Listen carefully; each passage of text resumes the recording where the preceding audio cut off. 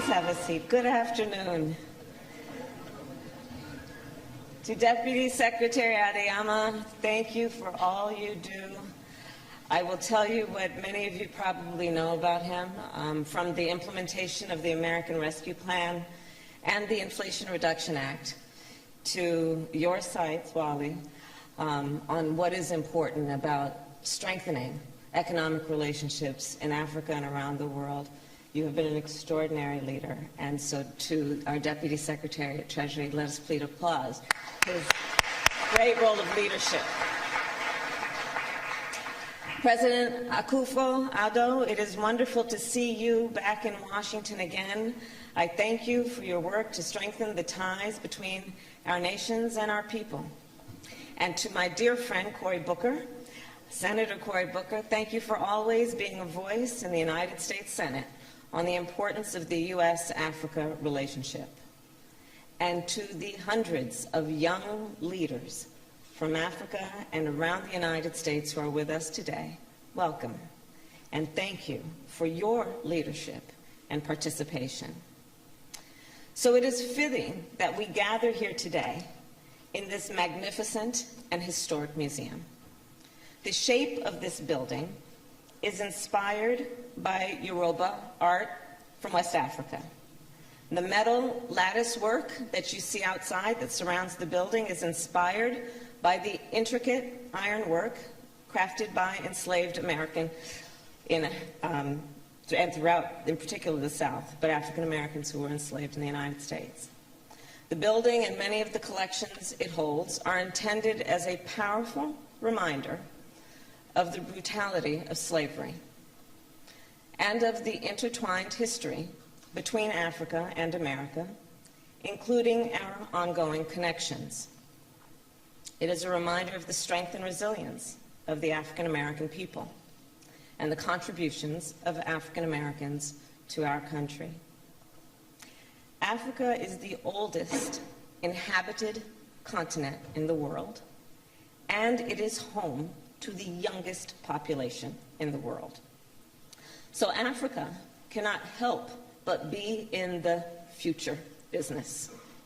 I strongly believe that the creativity and ingenuity of Africa's young leaders will help us shape the future of the world, and that their ideas, your ideas, and innovations and initiatives will benefit the entire world.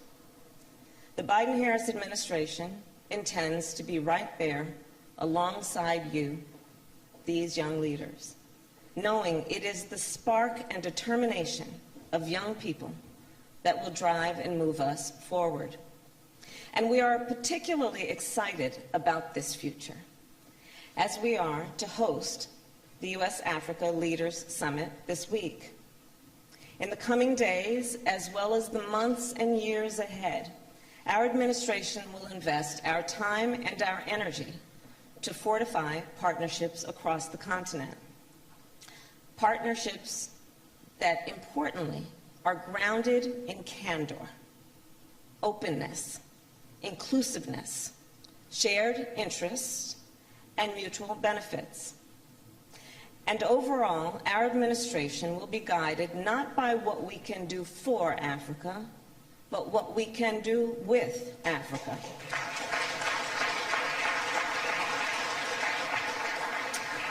In recent decades, the United States and African countries have worked together to spur economic growth and expand trade capacity across the continent. We have worked together to prevent more than 1 billion cases of malaria and to help more than 22 million people living with HIV/AIDS. Since the beginning of our administration, the United States has invested and plans to provide more than $19 billion for public health and to combat COVID-19, $3.3 billion in medium and long-term agriculture and food security investments, $10 billion in emergency food security programming, and $4 billion in development. We are focused on working with the countries of Africa to address current challenges, as well as to promote long-term growth and innovation. Together, as we continue to advance our partnership in health, in development, and good governance, we are also addressing the need for climate resilience and clean energy, food security, access to finance, and digital technology. In the past 2 years, we have made important progress together, and we must, and we will, do more. Which brings me back then to Africa's young leaders. Just consider, 60% of the population of Africa is under the age of 25. That is nearly 850 million young people on the continent. And by 2050, that figure will grow to 1.2 billion people. 1.2 billion young people. This represents an enormous potential for the world in terms of economic growth and for social and political progress. And so within the next 2 years, the Biden-Harris administration would have invested more than $1 billion in education and youth programming in Africa, which will allow us to further our partnership with African academic institutions and the private sector on education and research in science, technology, engineering, and math. And it will allow us to expand our signature program for African youth, the Young African Leaders Initiative, also known as YALI. As the YALI alumni in the audience know, each year, fellows travel to colleges and universities in the United States for 6 weeks to study. They study business, civic engagement, or public management.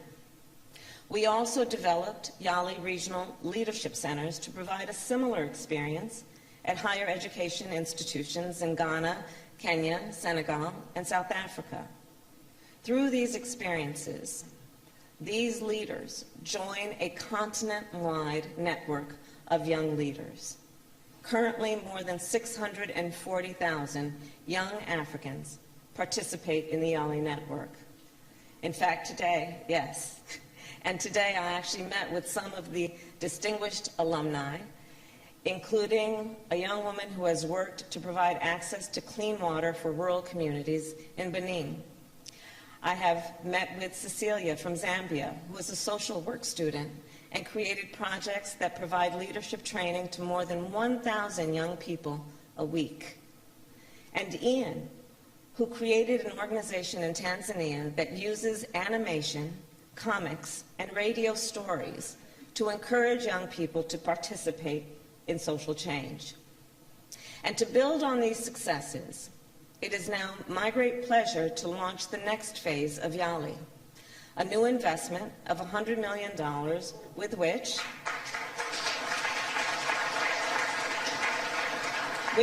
we will expand networking for alumni and connect them with social impact and business investors. And in so doing, we will continue to foster the ingenuity and creativity of young African leaders. These young leaders, the majority of whom were born in the 21st century, are coming of age on a continent with a vibrant spirit of entrepreneurship, from the tech hubs of Cairo and Nairobi to the incubators of Accra and Cape Town. African innovation benefits the entire world. Think of the Kenyan innovators who created a local mobile payment system that transformed global payment systems, or the Ethiopian startup that uses artificial intelligence to forecast changing trends in agricultural production and the climate crisis, and now is being used to battle food insecurity around the globe. Or the Nigerian fintech company that created a digital store at the height of the COVID-19 pandemic, which allows small businesses around the world to sell their products online. It is in the spirit of all of that that this week the United States Export-Import Bank is entering into a new memoranda of understanding with entities in sub-Saharan Africa, whereby we will provide more than $1 billion to finance American commercial investment in Africa. This, we know and believe, will create jobs and opportunities in various sectors, and in particular, the renewable energy sector, in agriculture, water and sanitation, and infrastructure. In addition, we will launch the African Women's Trade and Investment Initiative, a new program which will help women across Africa participate in e-commerce and access financing and export markets.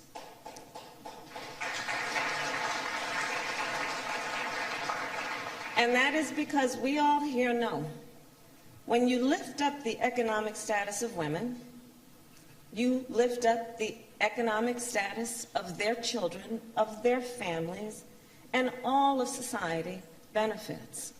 And so we will also then relaunch the African Women Entrepreneurship Program to provide microfinancing to women to support their ambitions and their aspirations.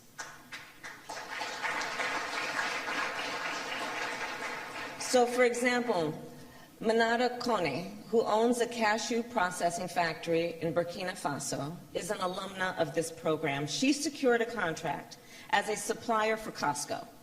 And when she expanded her factory, she hired more women.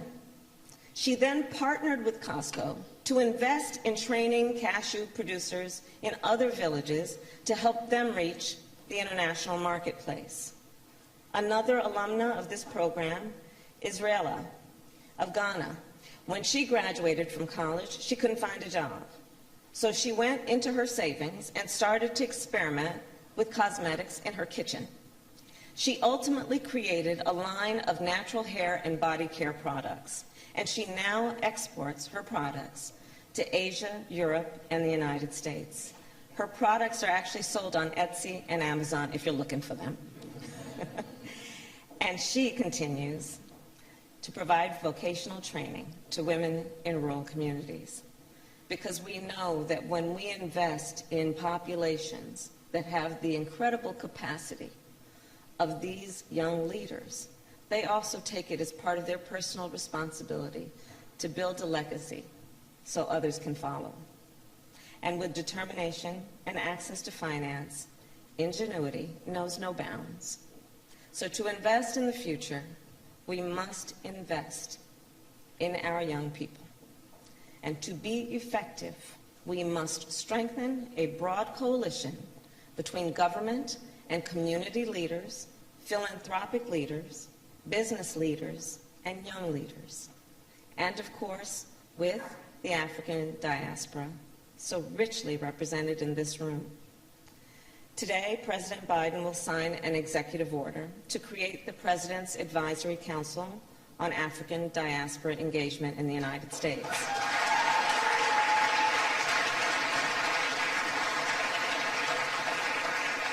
This council will provide advice and recommendations to the President to strengthen the ties between the people of Africa and the people of America. By working together, we can unlock growth and opportunity that far exceeds what any of us can achieve alone. But we must invest in this coalition. So let us work together to foster the spark of creativity and ingenuity in Africa's young leaders. Throughout history, in moments of uncertainty and change, the world has often turned to young people to help lead the way forward. Now is no different. So to Africa's young leaders, I say, I am an optimist about what lies ahead for Africa and, by extension, for the world. Because of you, because of your energy, your ambition, and your ability to transform seemingly intractable problems into opportunities. Simply put, your ability to see what can be, unburdened by what has been. I thank you all. Thank you.